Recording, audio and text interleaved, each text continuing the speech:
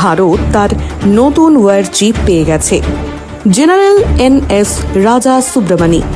অনেকে বলছেন এটি কেবল একটি নিয়োগ নয়, এটি একটি বার্তা। চীন এবং পাকিস্তান যারা এত বছর ভারতের ধৈর্যকে দুর্বলতা ভেবেছে, তাদের জন্য এই নামটা এখন দুঃস্বপ্ন।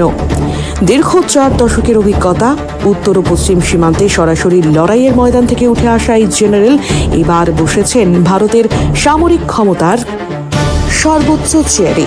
আজকের ভিডিওতে আমরা বিশ্লেষণ করব কেন এই নিয়োগ ভারতের ইতিহাসে মোড় ঘোরানো ঘটনা হতে চলেছে।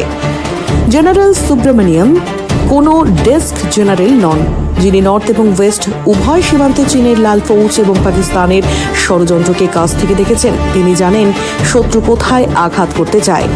National security council secretariat NSCS সামরিক উপদেষ্টা হিসেবে তিনি যে রণকৌশল তৈরি করেছেন তা এখন বাস্তবায়নের সময়। তার প্রথম বাক্যই বলে দিচ্ছে গেম প্ল্যান কি। আমরা আমাদের দেশের সার্বভৌমত্ব রক্ষায় বদ্ধপরিকর। এটি কোনো কূটনৈতিক শিষ্টাচার নয়, এটি সরাসরি হুঁশিয়ারি। এবার আসি আসল জায়গায়, থিয়েটারাইজেশন। বছরের পর বছর ধরে ভারত এই প্রক্রিয়ার ধীর গতি নিয়ে সমালোচনার মুখে পড়েছে। 3 বাহিনীর অর্থাৎ আর্মি, নেভি, এয়ারফোর্সের মধ্যে সমন্বয় বা জয়েন্টনেস তৈরি করা কি সম্ভব? জেনারেল সুব্রমণিয়ামের হাতেই কি তবে এই জট খুলবে?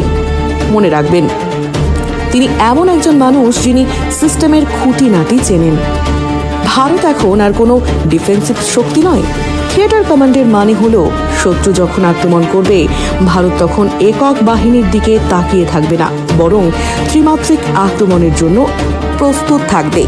তিনি কেবল থিয়েটার কমান্ড চাপিয়ে দেবেন না, তিনি সেটিকে একটি কার্যকর যুদ্ধের অস্ত্র হিসেবে তৈরি করবেন।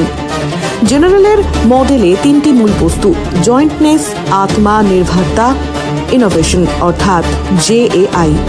ভারতের যুদ্ধের ময়দানে এবার বিদেশি অস্ত্রের উপর নির্ভরশীলতা কমবে।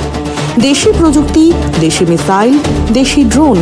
ভারত এখন তার নিজস্ব অস্ত্র দিয়ে চীন ও পাকিস্তানকে টেক্কা দিতে প্রস্তুত।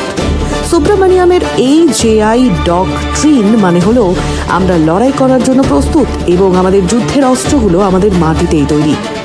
চীন গত 40 বছর ধরে হিমালয়ের ওপারে ভারতের বিরুদ্ধে ছক কষেছে, আর জেনারেল সুব্রমণিয়াম গত 40 বছর ধরে সেই চীনকে হারে হারে চিনছেন। এবার খেলা বদলাবে। থিয়েটারাইজেশন এবার আর থমকে থাকবে না, বরং তা পূর্ণ গতিতে ছুটবে।